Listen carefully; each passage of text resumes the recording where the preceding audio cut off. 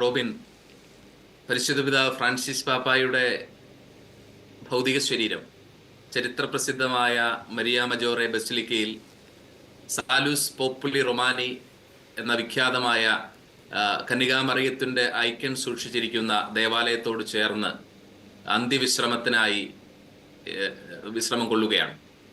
ഇനി മുതൽ സഭയുടെ വളരെ പുരാതനമായ പാരമ്പര്യം അനുസരിച്ച് ഇനിയുള്ള 9 ദിവസങ്ങൾ ഫ്രാൻസിസ് മാർപ്പാപ്പയ്ക്ക് വേണ്ടിയുള്ള സവിശേഷമായ പ്രാർത്ഥനയുടെയും അദ്ദേഹത്തെ പ്രതിയുള്ള ഒരു ഔദ്യോഗികമായ സഭയുടെ ദുഃഖാചരണത്തിന്റെയും ദിവസങ്ങളാണ്.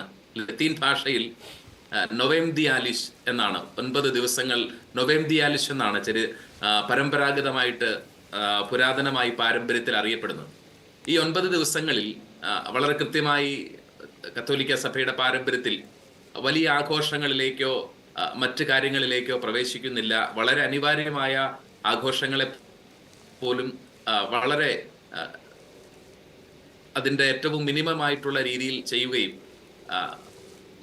മാർപ്പാപ്പയോടുള്ള ആ ഒരു അഗാധമായ സ്നേഹവും അദ്ദേഹത്തിന് വേണ്ടിയുള്ള ഒരു പ്രാർത്ഥനയുടേതുമായിട്ടുള്ള ഒരു ആചരണമായിരിക്കും ഈ 9 ദിവസങ്ങൾ. വത്തിക്കാനിൽ ഈ 9 ദിവസവും പരിശുദ്ധ പിതാവ് ഫ്രാൻസിസ് മാർപ്പാപ്പയ്ക്ക് വേണ്ടി സെന്റ് പീറ്റേഴ്സ് ബസിലിക്കയിൽ സവിശേഷമായ വിശുദ്ധ കുർബാന അർപ്പണമാണ് ഈ നൊവേം ദിയാലിസിന്റെ അഥവാ 9 ദിവസ ദുഃഖാചരണത്തിന്റെ പ്രാർത്ഥനാ ദിനങ്ങളുടെ ഏറ്റവും സവിശേഷമായ കാര്യം. നമുക്കറിയാം, പരിശുദ്ധ കത്തോലിക്ക സഭയിൽ ഏറ്റവും വലിയ ആരാധന എന്ന് പറയുന്നത് പരിശുദ്ധ കുർബാന അർപ്പണമാണ്. അപ്പോൾ ഫ്രാൻസിസ് മാർപ്പാപ്പയ്ക്ക് വേണ്ടിയുള്ള ഏറ്റവും വലിയ പ്രാർത്ഥന ഈ 9 ദിവസവും അദ്ദേഹവുമായി ബന്ധപ്പെട്ട വളരെ സവിശേഷമായി അടുത്ത് പരിചയപ്പെട്ടിട്ടുള്ള ഏതെങ്കിലും തരത്തിൽ അദ്ദേഹത്തിന്റെ ജീവിതവുമായിട്ട് ബന്ധപ്പെട്ടിട്ടുള്ള 9 കർദിനാളന്മാരാണ് ഈ 9 ദിവസവും വിശുദ്ധ കുർബാന അർപ്പിക്കുന്നത്. മാർപ്പാപ്പയുടെ മൃതസംസ്കാര ചടങ്ങിലെ കുർബാനയാണ് ഈ നൊവേം ദിയാലിസിന്റെ ആദ്യ ദിവസം, ഈ ഫ്യൂണറൽ ഡേ ആണ്. അപ്പോൾ ഇന്ന് 1-ാം ദിവസമായ ഇന്ന് വിശുദ്ധ കുർബാനയ്ക്ക് നേതൃത്വം നൽകിയത് നമുക്കെല്ലാം അറിയാവുന്നതുപോലെ കാർഡിനൽ സംഘത്തിന്റെ ഡീനായിട്ടുള്ള കാർഡിനലാണ്. അദ്ദേഹത്തിന്റെ നേതൃത്വത്തിലാണ്, ജോവാന്നി ബത്തീസ്ത റേയുടെ നേതൃത്വത്തിലാണ് ഇന്നത്തെ കുർബാന അർപ്പണം നടന്നിട്ടുള്ളത്. ഇനിയുള്ള 9 ദിവസങ്ങളിൽ നൊവേം ദിയാലിസിന്റെ 2ാമത്തെ ദിവസം എന്ന് പറയുന്നത് നാളെ ഞായറാഴ്ചയാണ്. രാവിലെ 10:30-ക്കാണ് നാളെ വിശുദ്ധ പത്രോസിന്റെ ബസിലിക്കയിൽ സെന്റ് പീറ്റേഴ്സ് സ്ക്വയറിലാണ് നാളത്തെ കുർബാന. ഇന്ന് നടന്നതുപോലെ സെന്റ് പീറ്റേഴ്സ് സ്ക്വയറിലാണ് നാളത്തെ കുർബാന 10:30-ക്ക് നടക്കുന്നതായിട്ട് നമുക്ക് വിവരം കിട്ടിയിട്ടുള്ളത്. ഒരു വലിയ പ്രത്യേകിച്ച് ഞായറാഴ്ചയും കൂടിയാണ്. ഒരു വലിയ തീർത്ഥാടക സമൂഹത്തെ, മാർപ്പാപ്പയ്ക്ക് വേണ്ടി പ്രാർത്ഥിക്കുന്ന ഒരു വലിയ സമൂഹത്തെ നമ്മൾ അവിടെ പ്രതീക്ഷിക്കുന്നുണ്ട്. നാളത്തെ കുർബാനയ്ക്ക് നേതൃത്വം നൽകുന്നത് വത്തിക്കാന്റെ സെക്രട്ടറി ഓഫ് സ്റ്റേറ്റ്. മാർപ്പാപ്പ കഴിഞ്ഞാൽ അടുത്ത ഭരണ ചുമതലയുള്ള ഒരുപക്ഷെ മാധ്യമങ്ങളോ നിരീക്ഷകരോ ഒക്കെ അടുത്ത മാർപ്പാപ്പയാവാൻ സാധ്യതയുണ്ടെന്നൊക്കെ പറയുന്ന കാർഡിനൽ പിയത്രോ പരോളിന്റെ നേതൃത്വത്തിൽ മുഖ്യ കാർമ്മികത്വത്തിലാണ് നൊവേം ദിയാലിസിന്റെ 2ാമത്തെ ദിവസം നാളെ വിശുദ്ധ കുർബാന നടക്കുന്നത്.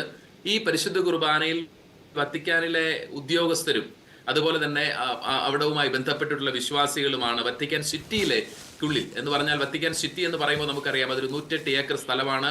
അതിനുള്ളിൽ വത്തിക്കാന്റെ വിവിധ കാര്യാലയങ്ങളുമായി ബന്ധപ്പെട്ടിട്ടുള്ള ആളുകൾ, കുറച്ച് ആളുകൾ താമസിക്കുന്നുണ്ട്. അപ്പോൾ ആ പരിസരങ്ങളിലുള്ള ആളുകളാണ് നാളത്തെ കുർബാനയിൽ അദ്ദേഹത്തോടൊപ്പം പങ്കെടുക്കുന്നത്. നൊവേം ദിയാലിസിന്റെ 3ാമത്തെ ദിവസം 28-ാം തീയതി, ഏപ്രിൽ 28-ാം തീയതി തിങ്കളാഴ്ചയാണ്. അന്ന് വൈകുന്നേരം 5 മണിക്ക് സെന്റ് പീറ്റേഴ്സ് ബസിലിക്കയ്ക്ക് ഉള്ളിലെ വിശുദ്ധ കുർബാനയാണ്. ആ കുർബാനയ്ക്ക് മുഖ്യ കാർമ്മികത്വം വഹിക്കുന്നത് കാർഡിനൽ ബാൽദസാരെ റൊയ്ന. അദ്ദേഹത്തിന്റെ സവിശേഷത, അദ്ദേഹം വികാരിയോ ജനറാലെ ദൽ പാപ്പ എന്നാണ് ഇറ്റാലിയൻ ഭാഷയിൽ അറിയപ്പെടുന്നത്.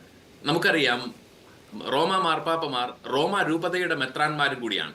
എന്നാൽ സാർവത്രിക സഭയുടെ പരമാധ്യക്ഷൻ എന്ന നിലയിൽ റോം രൂപതയുടെ ഔദ്യോഗിക കാര്യങ്ങളിൽ, ദൈനംദിന കാര്യങ്ങളിൽ ഇടപെടാൻ അദ്ദേഹത്തിന് അസാധ്യമായതുകൊണ്ട് അദ്ദേഹം ഒരു വികാരിയോ ജനറൽ എന്നുള്ള പൊസിഷനിൽ ഒരു കാർഡിനലിനെ, ആർച്ച് ബിഷപ്പിനെ നിയമിക്കുന്നുണ്ട്. അദ്ദേഹത്തിന്റെ പേര് ബാൽദസാരെ റൊയ്ന എന്നാണ്. അദ്ദേഹത്തിന്റെ നേതൃത്വത്തിൽ റോമ രൂപതയുടെ ഒഫീഷ്യൽസ് ഒക്കെ പങ്കെടുക്കുന്ന വിശുദ്ധ കുർബാനയാണ് തിങ്കളാഴ്ച വൈകുന്നേരം 5 മണിക്ക് നടക്കുന്നത്. 4ാമത്തെ ദിവസം നൊവേം ദിയാലിസിന്റെ 4th ഡേ എന്ന് പറയുന്നത് ചൊവ്വാഴ്ചയാണ്, ഏപ്രിൽ 29. അന്നും വൈകിട്ട് 5 മണിക്ക് വിശുദ്ധ കുർബാന നടക്കുന്നു. വിവിധ പേപ്പൽ ബസലിക്കകളുടെ, നമുക്കറിയാം പ്രധാനമായിട്ടും 4 പേപ്പൽ ബസലിക്കകളാണ് റോമിലുള്ളത്.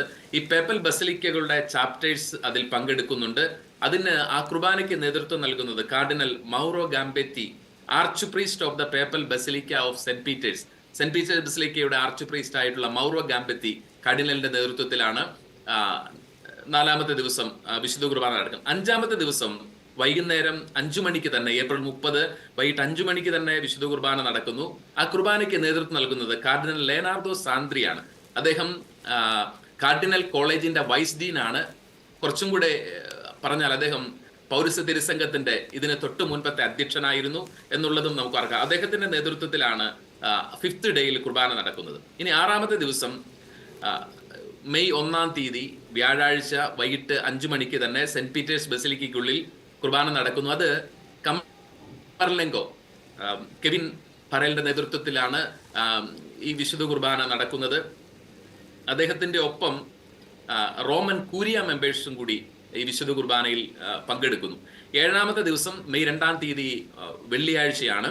അന്നത്തെ വിശുദ്ധ കുർബാനയും വൈകിട്ട് 5:30-ക്കുള്ള കുർബാനയിൽ കാർഡിനൽ ക്ലൗദിയോ ഗുജറോത്തി, പൗരസ്ത്യ തിരുസംഘത്തിന്റെ അധ്യക്ഷൻ കാർഡിനൽ ക്ലൗദിയോ ഗുജറോത്തിയുടെ നേതൃത്വത്തിലുള്ള വിശുദ്ധ കുർബാന അർപ്പണമാണ്. ഈ കുർബാന അർപ്പണത്തിൽ ഈസ്റ്റേൺ സഭകൾ, പൗരസ്ത്യ സഭകളുടെ തലവന്മാരും പ്രതിനിധികളും അതിൽ പങ്കെടുക്കുന്നു എന്നുള്ളതാണ്. അപ്പോൾ പൗരസ്ത്യ സഭകൾ, സീറോ മലബാർ സഭ ഉൾപ്പെടെയുള്ള വ്യത്യസ്തമായ പൗരസ്ത്യ സഹോദര സഭകളുടെ പ്രാതിനിധ്യം പൗരസ്ത്യ തിരുസംഘത്തിന്റെ അധ്യക്ഷനായ ക്ലൗദിയോ ഗുജറോത്തിയുടെ ഒപ്പം ഉണ്ടാവും. 8-ാമത്തെ ദിവസം മെയ് 3-ാം തീയതി പതിവ് പോലെ വൈകിട്ട് 5 മണിക്ക് സെന്റ് പീറ്റേഴ്സ് ബസിലിക്കയ്ക്കുള്ളിലാണ് അന്നത്തെ തിരുക്കർമ്മങ്ങളുടെ വിശുദ്ധ കുർബാനയുടെ മുഖ്യ കാർമ്മികൻ കാർഡിനൽ ആഞ്ചൽ ഫെർണാണ്ടസ് ആർട്ടിമയാണ്. അദ്ദേഹം pro prefect emeritus of the dicastery for institutes of consecrated life and societies of apostolic life, അതാണ് അദ്ദേഹത്തിന്റെ ടൈറ്റിൽ. അദ്ദേഹത്തിന്റെ ഒപ്പം വിവിധ കോൺസെക്രേറ്റഡ് ഇൻസ്റ്റിറ്റ്യൂട്ടുകളുടെയും ലൈഫുകളുടെയും ഒക്കെ സന്യാസ സമൂഹങ്ങളുടെ ഒക്കെ പ്രതിനിധികളായിട്ടുള്ള പങ്കാളിത്തത്തിലായുള്ള ആളുകളാണ് പങ്കെടുക്കുന്നത്. 9-ാമത്തെ ദിവസം നൊവേംദിയാലിസിന്റെ സമാപന ദിവസം മെയ് 4-ാം തീയതി ഞായറാഴ്ച വൈകിട്ട് 5 മണിക്ക് തന്നെ സെന്റ് പീറ്റേഴ്സ് ബസിലിക്കയിൽ cardinal Dominique Mamberti, protodeacon of college of cardinals, അദ്ദേഹമാണ് 9-ാമത്തെ ദിവസം വിശുദ്ധ കുർബാനയ്ക്ക് നേതൃത്വം നൽകുന്നത്. അദ്ദേഹത്തിന്റെ ഒപ്പം പേപ്പൽ ചാപ്പൽ ഗ്രൂപ്പ് അതിൽ പങ്കെടുക്കുന്നുണ്ട്. അപ്പോൾ ഈ 9 ദിവസത്തെ നൊവേംബിയാലിസ് എന്നറിയപ്പെടുന്ന ഔദ്യോഗികമായ ദുഃഖാചരണ ദിവസങ്ങളിൽ മാർപ്പാപ്പയുമായി ബന്ധപ്പെടുകയും അതുപോലെ തന്നെ സഭയുടെ ഒരു കത്തോലിസിറ്റി, സർവാശ്ലേഷിയായ സ്വഭാവം, ആഗോള സ്വഭാവം പ്രകടമാവുന്ന രീതിയിൽ വ്യത്യസ്ത ഭൂഖണ്ഡങ്ങളിൽ നിന്ന്, വ്യത്യസ്ത പ്രദേശങ്ങളിൽ നിന്നുള്ള എല്ലാവരെയും ഉൾക്കൊള്ളുന്ന ഒരു പ്രാതിനിധ്യം ഉറപ്പാക്കിക്കൊണ്ടുള്ള 9 ദിവസത്തെ വിശുദ്ധ കുർബാന അർപ്പണങ്ങളാണ്. സാധാരണയായി ഈ നൊവേംബിയാലിസിന് ശേഷമാണ് കോൺക്ലേവിലേക്ക് ഇവിടെ വന്നെത്തിയിട്ടുള്ള കർദിനാൾമാർ പ്രവേശിക്കുന്നത്.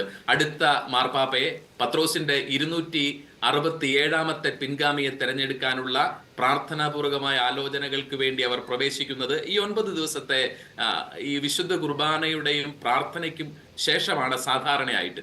അപ്പോൾ അസാധാരണമായി എന്തെങ്കിലും മാറ്റങ്ങൾ നമുക്ക് പറയാൻ പറ്റില്ല. അത് കർദിനാൾ സംഘം വീണ്ടും ആലോചന നടത്തേണ്ടതുണ്ട്. 252 കർദിനാളന്മാരാണ് ഇപ്പോൾ ഈ കത്തോലിക്ക സഭയിലുള്ളത്. ഇവരിൽ 80 വയസ്സിൽ താഴെയുള്ള 135 കാർഡിനൽസ് ആണ് കോൺക്ലേവിൽ പങ്കെടുക്കാനായിട്ട് യോഗ്യരായിട്ടുള്ളത്.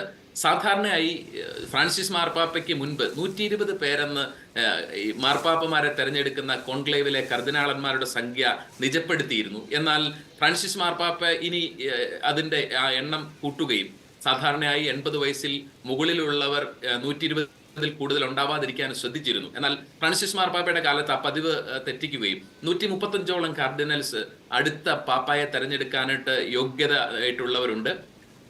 ഈ ഒരു കോൺക്ലേവ് 9 ദിവസത്തെ ദുഃഖാചരണത്തിന് ശേഷം ആരംഭിക്കുകയാണ്.